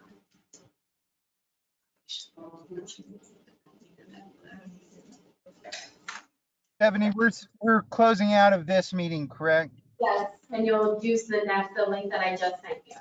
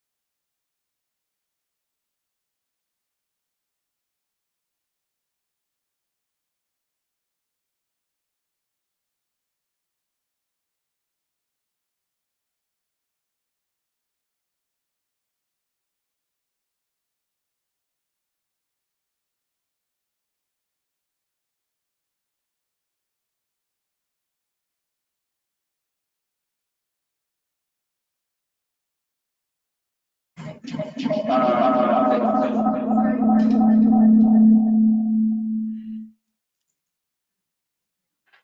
we're back live. Good, Nate. I'll second that. All in favor, say aye. Aye. Opposed? All right. Moving on to new business, agenda number 8. If there are no objections, we're going to table that agenda item until further notice. Hearing none, we'll table that. We'll move on to public comment. Do we have anybody in public comment section? If there's anyone who would like to make public comment, you can raise your hand or send me a message and I will unmute you to make public. So you can make public comments. Yes, we have one person so far, Ms. Lynn Wigmeyer. And we'll give anybody who wants to make public comment 3 minutes. Is it through? Hi, am I on? Can you hear me? And Yes, ma'am. My name's Lynn Widmeyer, and I'm here to talk about the decision to put public comment at the end of the agenda. I have been listening since 6 o'clock, so that puts me at 2 hours and 26 minutes. I've sat through a 30-minute recess for executive session. And the decision to move public comment from the beginning of the agenda to the end is very troubling to me. When I was on the county commission, it was a pleasure to hear from people of their thoughts, their comments, and their concerns. And the objective was to make it easier for people to share their thoughts, not harder. And it is clear from what the county commission has done by not putting a time certain for public comment, putting it at the very end and requiring citizens and taxpayers like myself to sit for 2.5 hours to speak for 3 minutes is simply not right. And I think it telegraphs that this county commission is not interested in hearing from people. Otherwise, they wouldn't put such horrible roadblocks to our participation. So again, I urge you, I've asked Mr. Stoller for why he proposed this. I've never gotten back an email as to why he did it. I would really appreciate you reconsidering this. If you really want to hear from the citizens and really want to know what people think, this is not the way to do it by making us wait 2.5 hours to speak for 3 minutes. Thank you. Thank you. Do we have anybody else online? we Anybody just else? do a quick check, but I don't see. All right, good deal. We're going to move on to county administrative reports. Go ahead, Steph. The first item is, at the last meeting, the commission directed me to develop a plan and find someone to help me if I needed help to study the efficient provision of EMS services in the county. Though I feel like I know currently how the EMS services operate, I feel like we could use some outside consulting help to determine how to more efficiently do that. We're currently, to include ambulance billing, spending $5.1 million on the provision of EMS services in this county. And if you look at our neighboring counties, they're not spending near that much for the per capita population. So I found a company, they have worked in all 50 states. It's called Fitch and Associates. They have done work in our neighboring county recently in Frederick County, Virginia, studying their fire system. They're unique in that they also provide ambulance service and they study all public safety. Met with the gentleman who will be doing the study. He was very knowledgeable. He's been doing this for over 40 years. So I would ask that the county commission approve and enter the contract with Fitch and Associates to do that study. And if you have any questions for me, just let me know. Should we know how much it's going to cost? It's a $35,000 contract. Okay. And I would recommend that we use school severance fund to Okay. fund that 35,000. All right. So, all right, good deal. Would somebody like to move a motion on that? For that study? Yes, I make a motion for staff to move forward and engaging in a contract with Fitch and Associates for improved ambulance service study the amount of $35,000 to be used out of coal severance fund. Been a motion and second, any discussion? All in favor, say aye. Opposed? Motion carries unanimously. Thank you. Would the commission direct Commissioner Stolper to sign on behalf of the commission if I'm able to work that contract out? Does anyone have any objections? All right, thank you.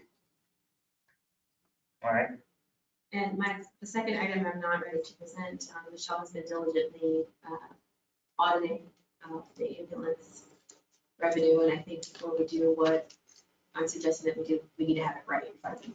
okay. All right. So I'll put that out to the meeting.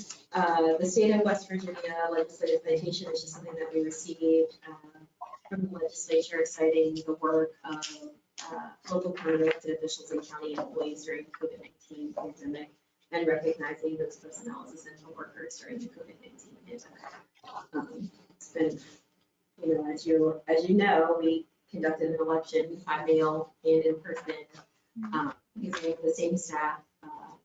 During that pandemic, it was a very challenging time for all of our employees, and I feel like all of our employees did step up to the plate during that time. And then the American Rescue Plan overview, Michelle attended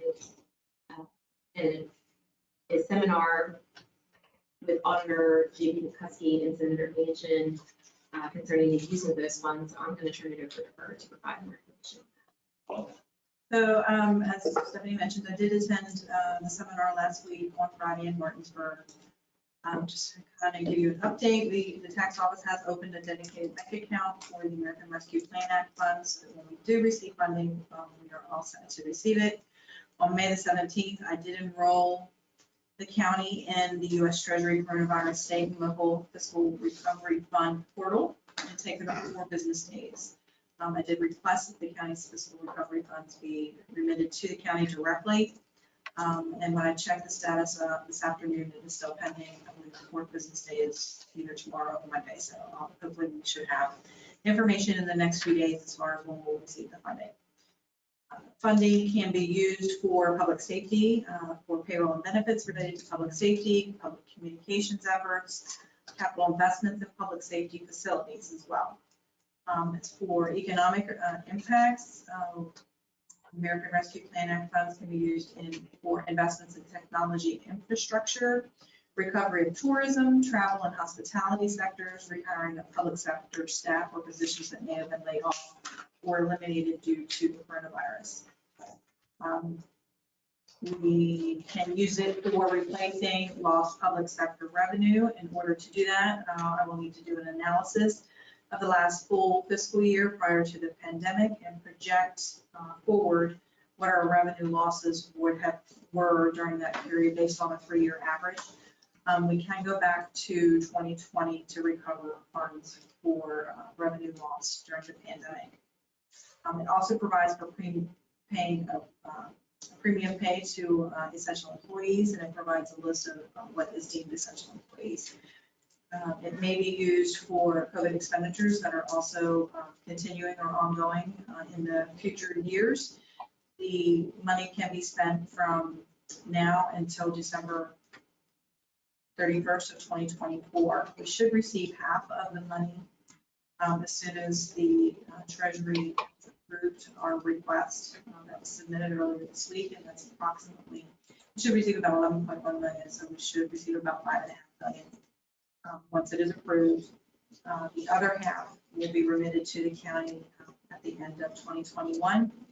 It also mentioned that if we have any construction projects as a result of that we would like to use ARP funds for, we just need to have a contract in place by the end of December 31st, 2024, and the project must be completed by 2026, 12/31/2026. I did email all the commissioners. I'll email the new commissioner links to the handouts that were provided to us last week. The seminar addressed state, local, and county potential needs. So some of the things that were included on the handouts apply strictly to state. Some of those things apply strictly to local governments and some of the municipal city governments. And then some of those things apply to county governments because we don't always provide some of the services that counties and cities do, or that states and cities do. So you just kind of got to pick through there and figure out what applies to us and what would apply to us. But it did give me hope as far as recovering from the revenue loss that we had over the last year. And I believe that they gave us a pretty good overview of the types of things that we can use that funding for. Do you have any questions? Go ahead, Commissioner Tat. Yes, Michelle, and I'm just thinking off the top of my head. If I'm understanding you correctly, I mean, in theory, some of this money could be spent if we wanted to redo the downtown complex of county offices like we have talked about in the past. If we could come up with everything in the time limit, the plan and so forth. It can only be used for public safety facilities. Okay, all right, thank you for that clarification. So if we use, Okay. I think it's, as some of you may have received requests already, I'm sure you have. I've told people we would schedule a public hearing to receive all those requests formally. And once we have the guidelines from the government, what I would, I don't know, what's the pleasure of the group? When would you like to schedule? I would at least say we schedule out at least 4 to 6 weeks out, so these boards has time at their next meetings to come up with a plan to submit for to us now. Would you all prefer a day meeting or evening meeting for this? Any suggestions? And I think we should probably do it as a special meeting because I'm not real sure the time that we will need to accept all these requests. It could be a short meeting, it could be a long meeting. Go ahead, Ms. Tabb.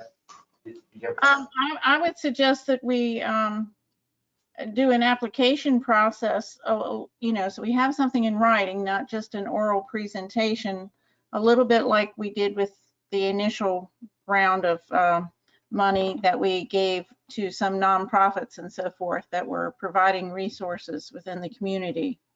I think that's a good way to start, and then, we can decide who we want to come in and make a presentation, or, just depending on the number of applications, we can decide how to proceed after that. Okay, so you're suggesting just have a written application first and not scheduling a public hearing? Well, we can do both, but I mean, when it gets down to, handing out money, I think we need to have something in writing. First. Work off. Yeah, we schedule a public hearing and request, maybe have some type of general application drawn up that they fill out, so we know exactly, we put something together, how much money they are requesting it for, right? Go ahead, Michelle. but to me, it sounds like you guys are talking about an actual grant program, and this actually defines that if you have a grant program that you're establishing, you need to establish those guidelines before you ask for those types of applications or requests.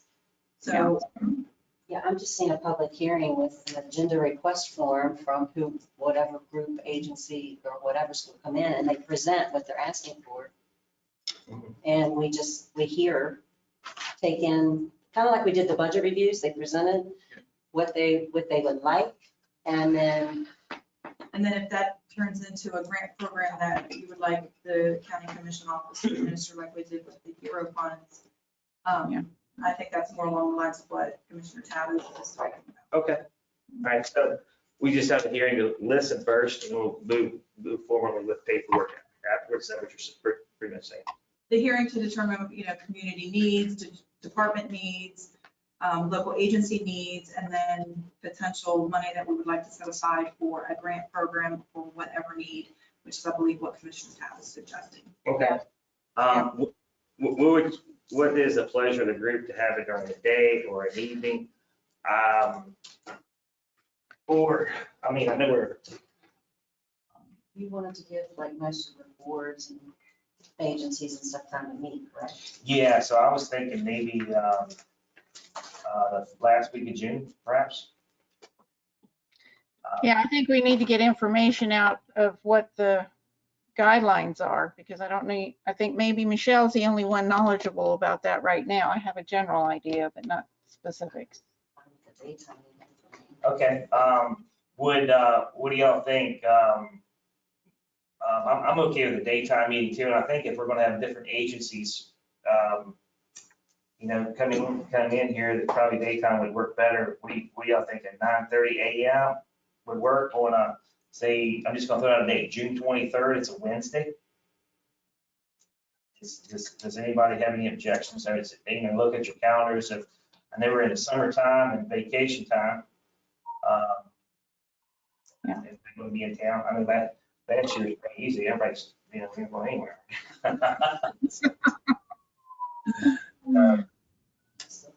Yeah, so is that okay? Does anybody have any objections to June 23rd at 9:30 a.m.?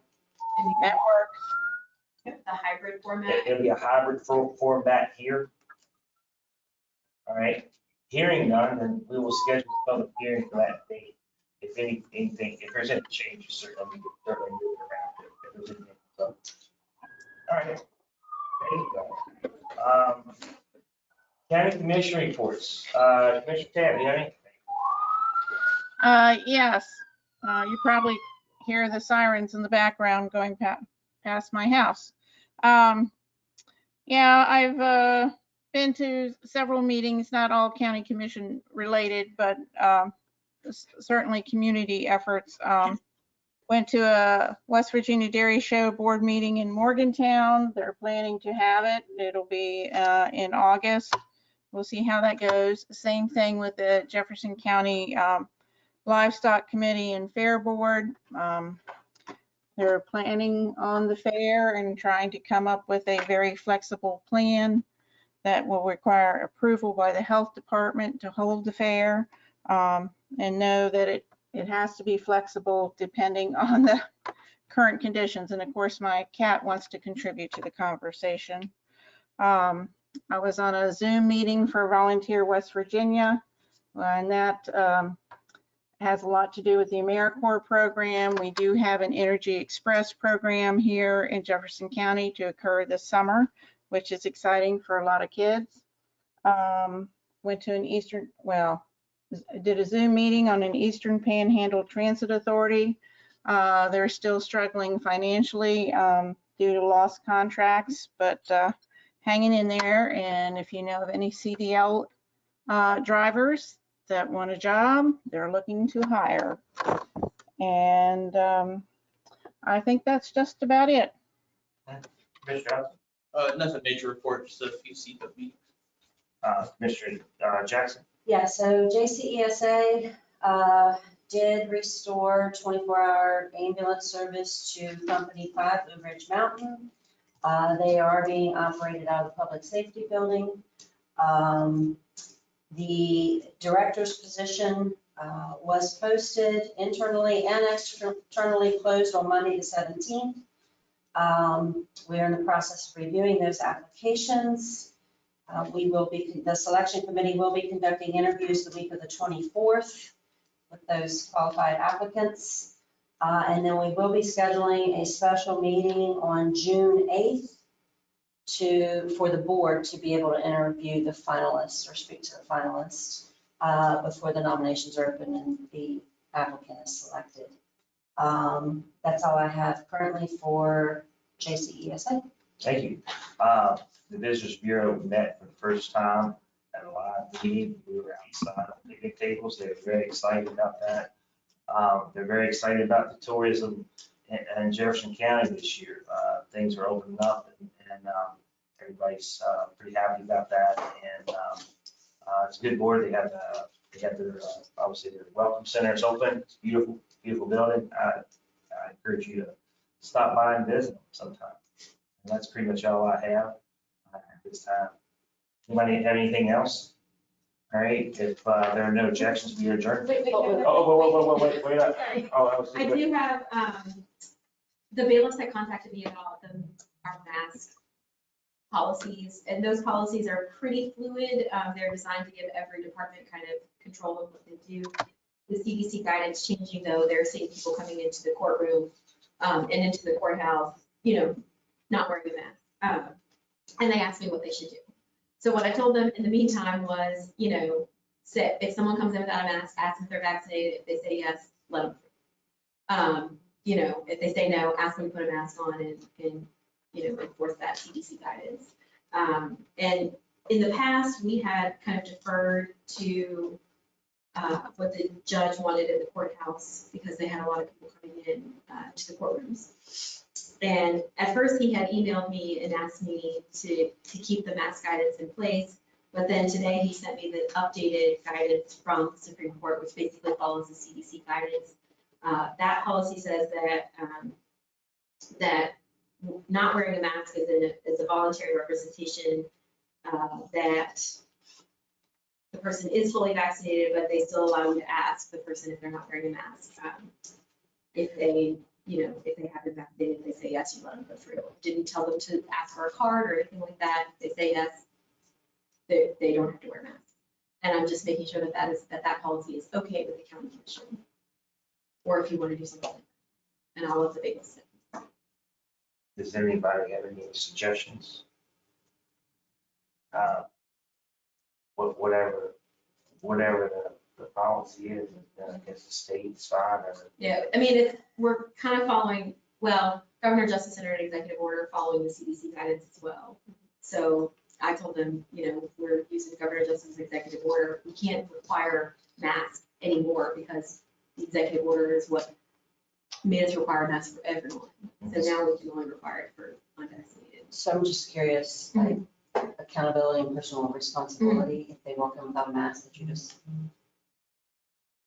what if someone gets combative or is, I'm just trying to think of people running, like if they walk in without a mask because they know what the guidelines are, you would assume they've been vaccinated. Yes, that's what we're assuming. And if we ask them and they say yes, we assume that they're. I'm just trying to think, I'm trying to avoid a bailiff asking and then getting somebody combative or. Yeah, they've been a little, we've had some combative people even with a mask. Right. So they're used to it. Yeah. I talked to both the chief bailiff and, I can't remember Lily's last name. They came to meet with me and they seem to be okay with that. Okay.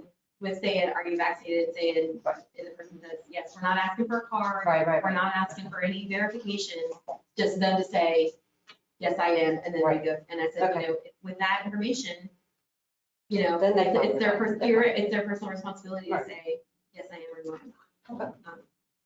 So that's what I told them to do. If you wanted them to do something different. No, I was just thinking about avoiding that potential confrontation. Yes, and I think they want to avoid that as much as possible. Yeah. And they, like I said, they have had some combative people throughout the pandemic when we were enforcing the governor's mask executive. So, and after June 20th, it's not going to expire because we can only require people, the county commission doesn't have the authority independently to require people to wear masks. Right. We are following the governor's executive order. So after June 20th, if he lifts that mask mandate, it's not going to be a problem. So it's only a problem for about a month. Right. Okay. All right, that's fine. Sounds like fun. Yeah. All right, if there are no other objections, we are adjourned.